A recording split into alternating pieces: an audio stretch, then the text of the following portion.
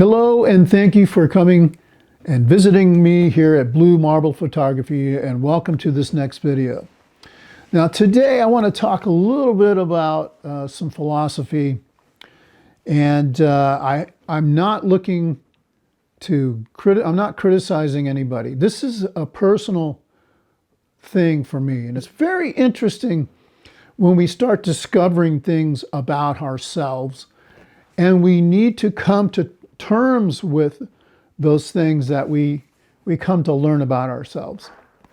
One of the things that I've come to learn about myself is that I am essentially an introvert. Now, that just means, some people, they get their energy from other people and in social situations. The introvert doesn't really get their energy from other people. They basically are, we basically think things through, we kind of stay in our own heads and all that sort of thing.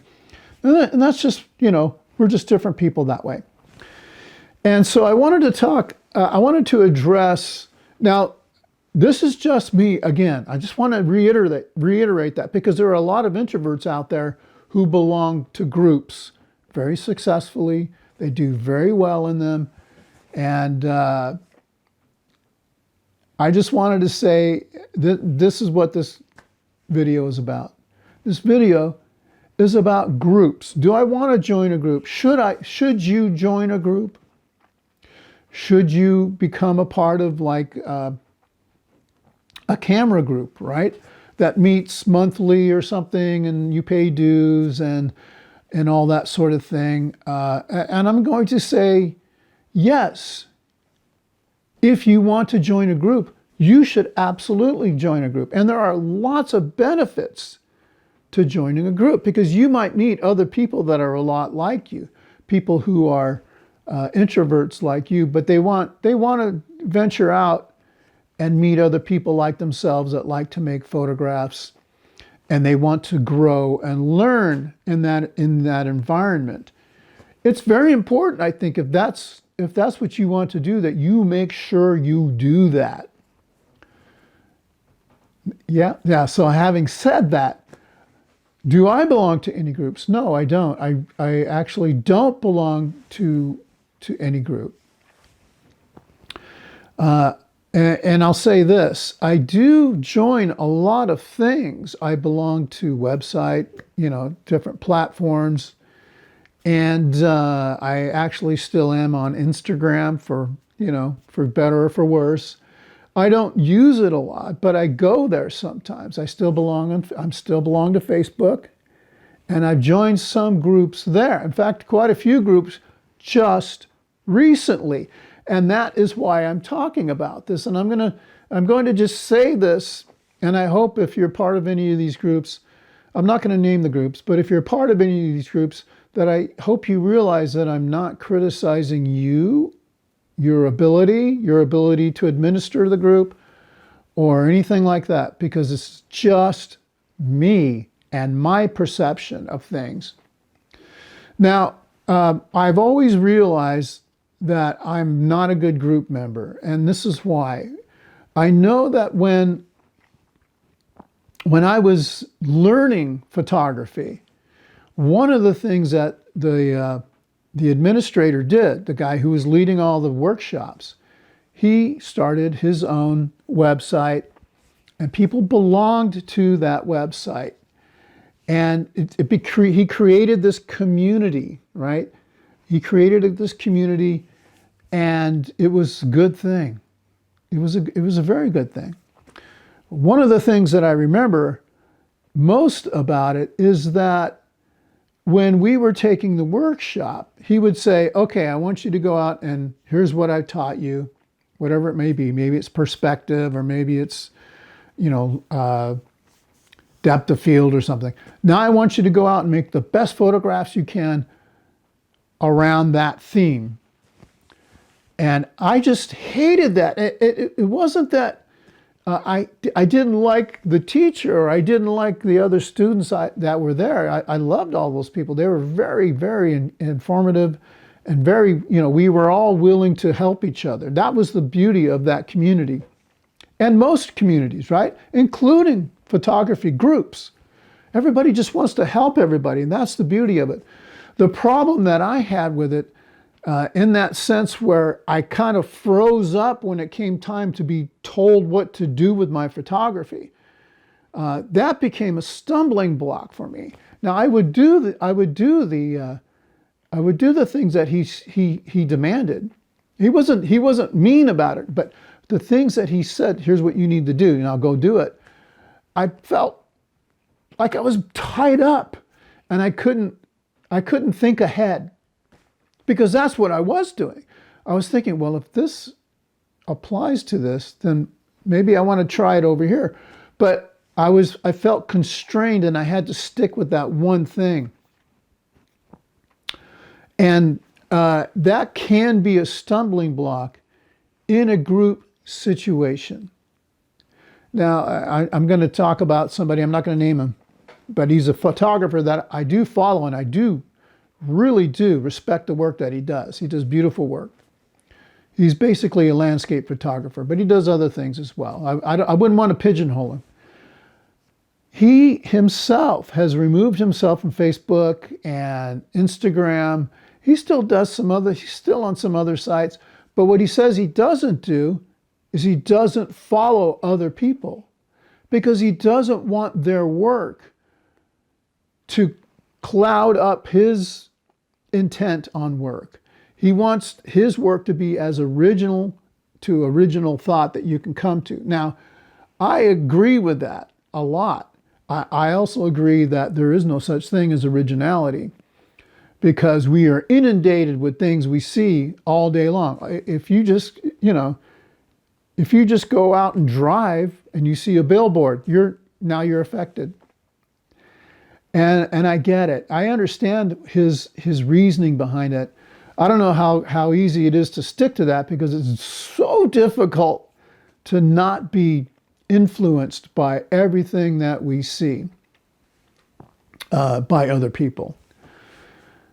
Okay, so there's just two things I want to say, and then I'll be done. And sorry if this is going too long. Number one is the constraints that a group might put on you. If you can get around that, then join the group and enjoy all the beautiful benefits you get from it, especially networking and maybe, growing a business. If that's what you want to do, that might be a need. You might have to join these groups if if you're really going to grow your business in that sense. But also understand that it might constrain you to growth in other areas. And just be careful of that. And always have the idea that wherever you're going to go in your photography, it needs to ultimately be something that you decide you want to do, not what somebody else in the group thinks you need to do. That's the larger problem. And that leads to the other issue that I have with groups. And it's not a big issue at all. And I understand that these things have to happen. There's a hierarchy in groups. Like it or not, there's always a hierarchy. Somebody decided to make that group, and they're the boss. Right? They're the boss of the group, the way it's administered and how things are going to run. And you have to have that, especially if the group becomes, say you have 300 or 500 members in your group. Excuse me. Say you have 300 or 500 members in that group. Well, you just can't not have any leadership. You have to have some leadership. And as soon as that happens, then other issues might happen. And I'm going to do this on two tiers. I'm going to talk about something that happened to me recently. I joined a group with on Facebook, and I felt like this was a group, and I'm not going to name it. I felt like this was a group that understands the kind of work that I want to make. And I looked at the rules and I thought, well, these are pretty. Just to post one thing, you have to go into extensive talking about it, and then you have to categorize it. That to me was a big turnoff. But I felt like maybe I'll find some kinship here. And I'm not necessarily looking for kinship with everybody. I get it. So I started posting. And I posted 1 or 2 pieces, and somebody, you know, it was received really well. They were received very well. And the people there are very nice. They're nice people, and they want to help you. And I love that. I love that. And then I posted another piece, and it was rejected. Now, I get it, you know. They told me that it really didn't fit what they were striving for. And here's the problem that I have with this, and this has been in literally every group, and every online group that I've joined. You get rejected, and you're looking at all the other photographs, and you're going, wait a minute.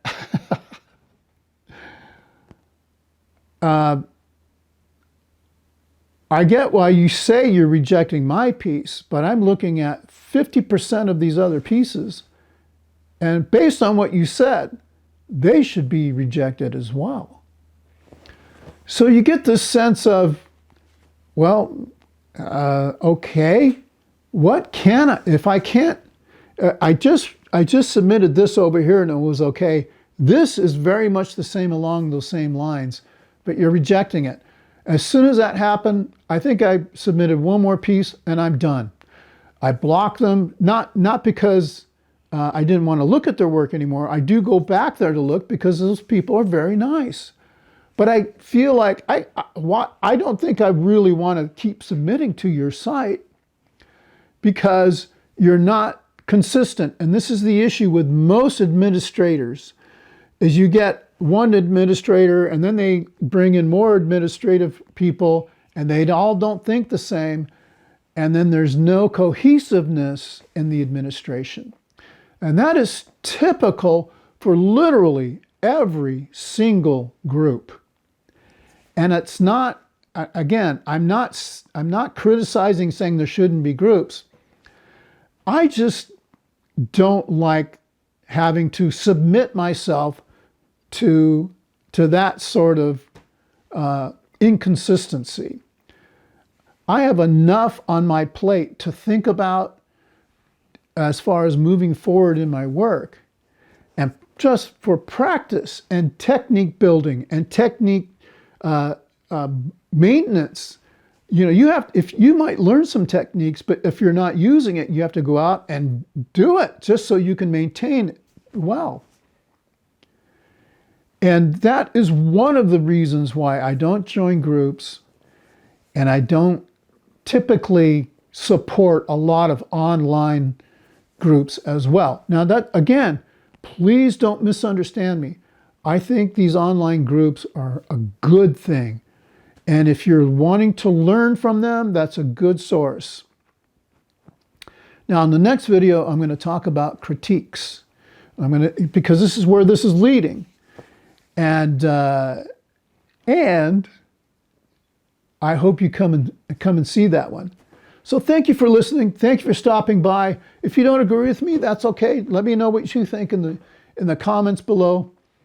And keep shooting, keep getting better, keep thinking more about what you can do with your camera, and then try it. Thank you. See you later.